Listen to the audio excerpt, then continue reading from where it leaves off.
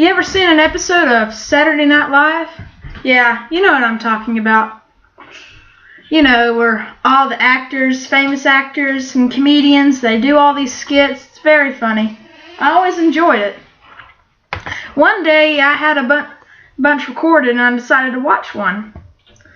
I clicked on it and it had Will Ferrell dressed, doing the George Bush thing.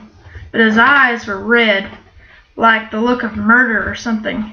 And he said, "Live from New York, it's the death of Patrick Swayze," in a satanic voice.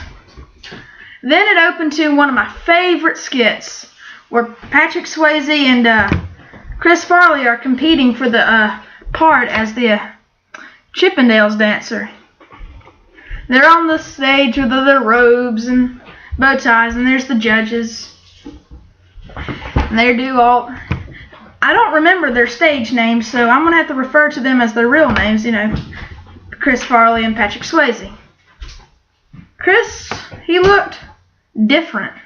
Not all happy and joyous. He looked demeaning and satanic. They did the usual dancing. It was pretty funny. And then I saw Chris rubbing his hands like an evil genius would.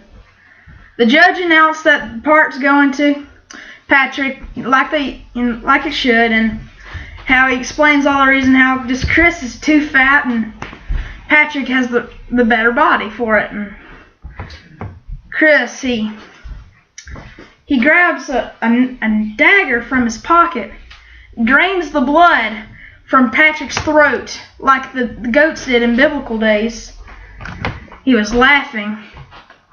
Patrick turned ghost white pale. His eyes rolled into the back of his head as he slowly died. The judges tried to call 911, but Chris grabbed their phones, bashed their heads open where their brain matter was exposed, grabbed the brain matter, and ate the brain matter. I was horrified. I looked for the nearest trash can. I quickly turned it off. In my dreams that night, I saw Chris. He was laughing demeaningly and said, "You thought he died of cancer. Well, you're wrong." He came closer and closer, and I woke up in a cold sweat. The next morning, I called the executive producers of SNL and demanded answers.